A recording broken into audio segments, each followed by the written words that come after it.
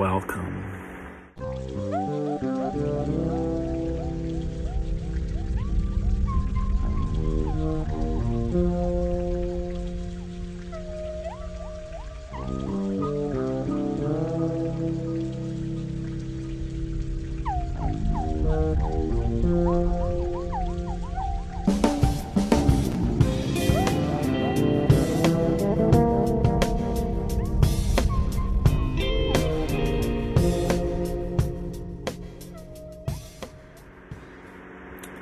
So, I'm thinking about talking about my relationships. I guess I should be more specific. People that I've been in love with and have either gotten engaged to or married. So, I'm not going to go into any bad things because I've been married and divorced 5 times. I'm an expert in knowing how to screw things up. I've been a believer, a follower of Christ my whole life, but I've had my ups and downs, and I really didn't know what a true relationship with Jesus would be like until it finally happened for me back in October of 21. Now I understand what a relationship should be all about, and that's about being selfless. And I have been awfully selfish, especially during my time playing bass for Paleface, Factory Air, and Les Greed's Envy. Those were really bad times as far as who I was, period. So I was very selfish. When I was 13, I met this girl, Melody, at a Christmas party, and I became infatuated with her. I was 13. I think she was 12.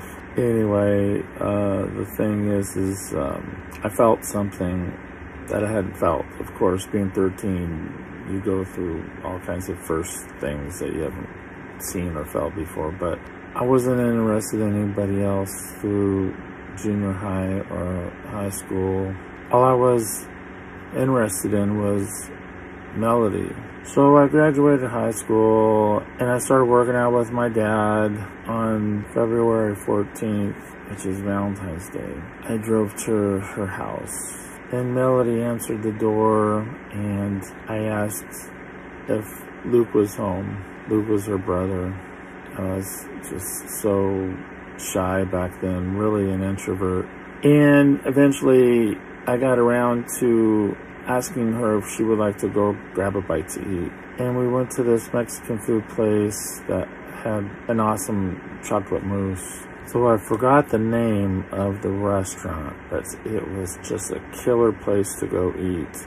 We had a great time, and that was my first date with her. In my heart, I felt like I don't want anybody else. And we went through a lot of breakups for 6 years. I stayed at home waiting for her to call me, not doing anything else but just working out at home and waiting for her to call me. And it got to the point where I had my mom get me my own private line.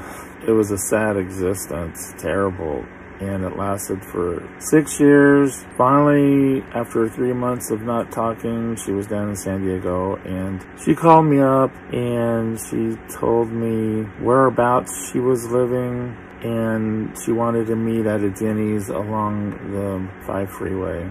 I accidentally drove past Denny's, and I'm pretty good at finding places because I found where she lived. And this is before cell phones. I got there at 12:30 at night, and I'm knocking, and all of a sudden the lady of the house answers the door, and I told her who I was and who I was wanting to see. And she, of course, said that she wasn't here, that she went to go meet me, but I could stay there until she gets home. So that's what happened.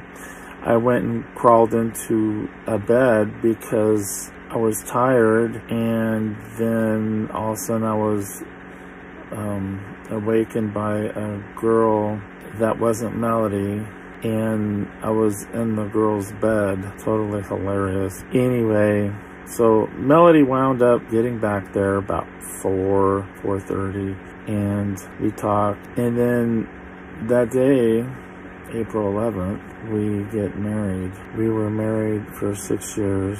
We had a beautiful boy, Micah, who I'm so thankful for. He's always been my life. I went through that explosion, which I healed from. I played in a couple of popular Christian bands, so I thought this was just an awesome life. And then one day it came crashing down, and that was it. I went to nursing school right afterwards. It was fun. I had a great time.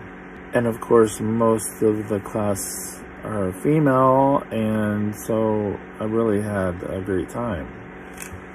I became friends with so many of them.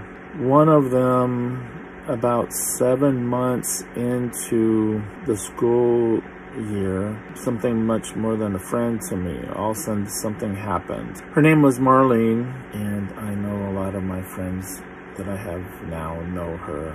After we graduated nursing school, we moved up to Idaho.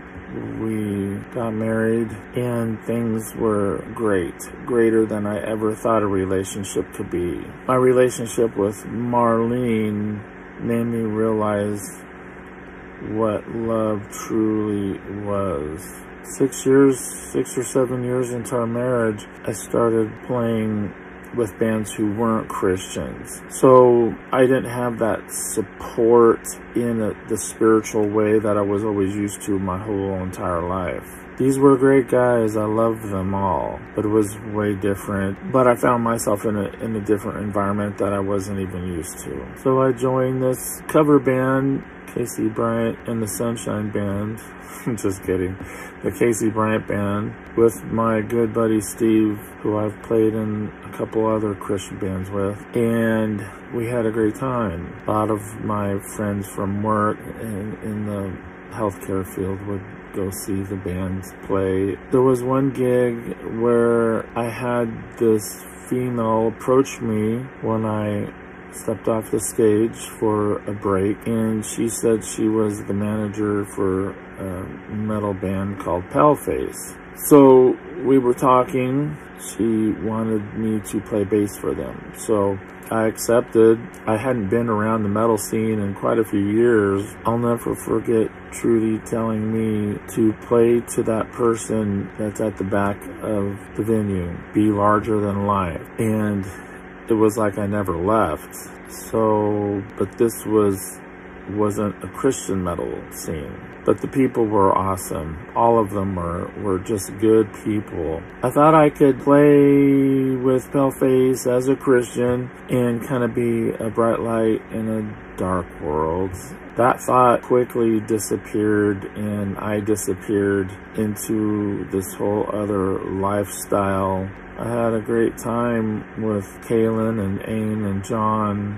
We played some of the most killer music that I've been a part of, and we got to play a lot of places. I was very fortunate with them to be able to play these places. We did a lot of traveling. We were on this tour. Things were getting out of hand as far as the female attention goes, and so I became somebody different, and I started getting a lot of attention, and I started getting more selfish. It was a bummer looking back, but at that time I was just basking in it. I mean, I had done radio interviews before, I had done cable shows before, I had done live performances on TV before, but this took it a step further. Things were getting out of hand as far as the female side of things, and it pretty much cost me my second marriage, which was devastating beyond belief to lose Marlene. So I quickly met a new nurse. Her name was Kelly. Before I even met her, she gave me this book called Grace for the Brokenhearted, and I was amazed by that.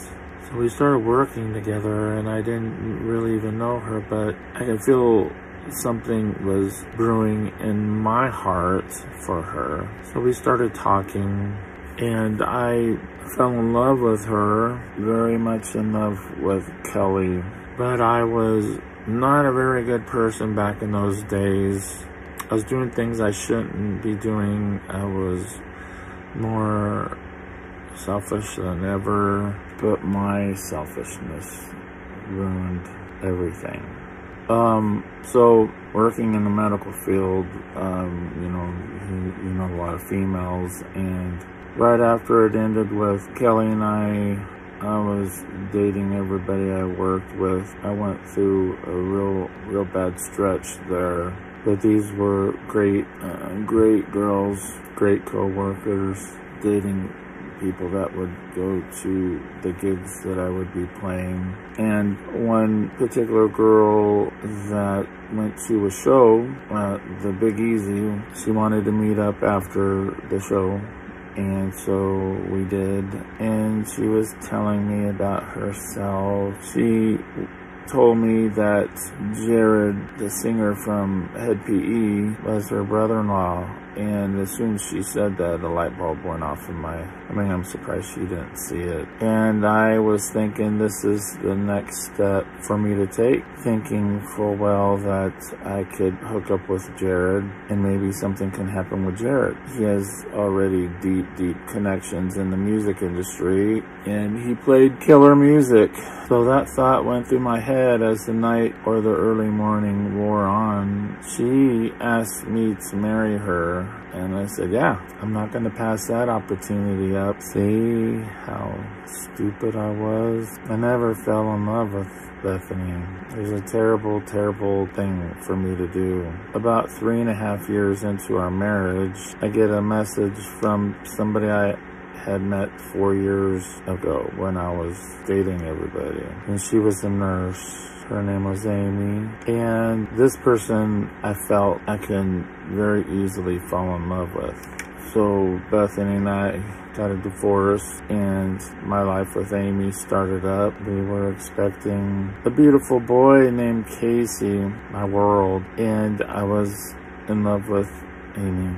She brought something into my life that took me away from all of the stuff that I had gotten involved in over the last several years. And I learned more about the country and farms and horses, and I fell in love with that life. And Casey was born, and I was so ecstatic. And he's been my world ever since. Casey was a repeat of Micah 20 years before. I would do anything and everything for my boys, but that ended soon after we got married. So for the first time, I took a break, and during that time, I just wanted to raise my boy, I just wanted to absorb every bit of Casey. So I didn't do nothing for 3.5 years. Casey was my priority. All of a sudden, I started noticing a girl named Becky that I had actually first met when I was 16, that we were conversing on a post that I would do on Facebook, and we were having a blast, a lot of laughing, getting other people involved, and just laughing, enjoying everything.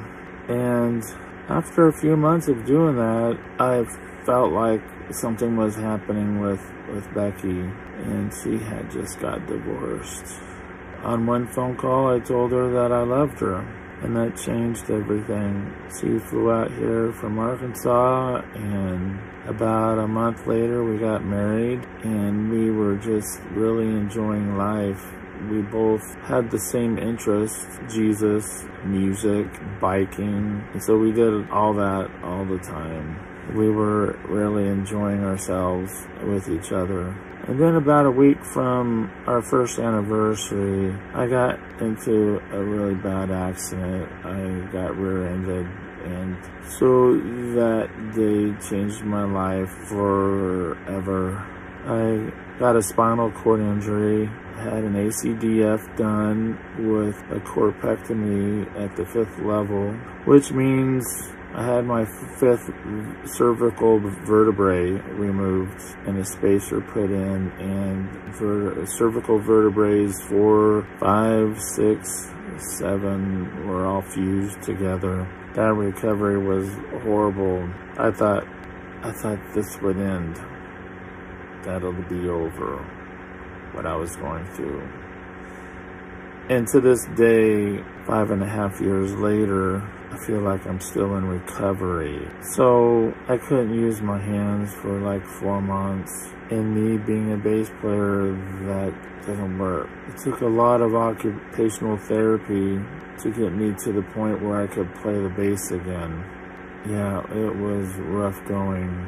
And to top it off, and I had something happen to my spinal cord that caused me to lose feeling from my knees down. So I couldn't run anymore, I couldn't jump anymore. I could really bust an ankle pretty good because I wouldn't know how to put my foot. And then we had this unexplainable swelling that started to happen. It wasn't just in my lower extremities, it was also in my hands. And to this day, I'm still fighting that. And she had surgery too on her back, a major surgery where rods were put on each side of her spine from T1 all the way down to her pelvic bone. And her back was straightened because she had scoliosis. And during surgery, it was about almost like 10 hours. Terrible. She had a rough time coming out of that. And she was in incredible pain. So we got through that, but it was hard. We were going to doctor's appointments all the time. And it was like the first time in my life I was going to see doctors. I had gone decades without seeing a doctor. And so we were both very busy, having maybe 6 appointments a week collectively. A lot of pain. I was on medication. I've never been on medication before, and because the pain was awful, and it still is. It was hard for both of us with the amount of pain we were in, and it took its toll on our relationship. That ended, and that was very hard for me to deal with. We rode bikes all the time together, and I was staying in good shape. But when she left, I quit riding my bike, and I found myself becoming more of a recluse since she left and divorced me. I've put on 65 pounds. I'm trying to lose it, but it's tough. So I'm hoping with some changes that I have planned, start losing weight and get in as good a shape as I can, despite the injuries that I suffered. Sometimes things happen for a reason. I know that a lot of things, just about everything that happens to us, is a result of our choices. But some things you can't help. So I'm still seeing doctors, and Becky's in Arkansas. I've tried to do what's right, and I know I've messed up so much along the way. The things that I've done has caused a lot of hurt and pain, but there's no animosity between me and either of my ex-wives or the one I was engaged to. I'm very thankful for that. I try and show love at all times, and I try and keep the peace. So that's just a small little look into the relationships that I've messed up. Girls that I was very much in love with, except for one. That was the peak of my selfishness. So everybody, just don't do what I did. So I've been alone for 1.5 years now, and I don't expect anybody to come into my life, nor am I pursuing anything. I'm not playing in any bands or anything like that. I'm just working on myself and my relationship with our father, giving myself to my boys, being there if they need anything at all. And I do treasure the friendships that I've had over the years that I still have, each unique in their own ways. I'm very thankful for the time that I spent with the girls that I loved, each beautiful in their own unique way. So I hope I don't get anybody upset about talking about this. I just wanted to share with you all what it takes to ruin a relationship. So I love you all, and I pray that you are all blessed.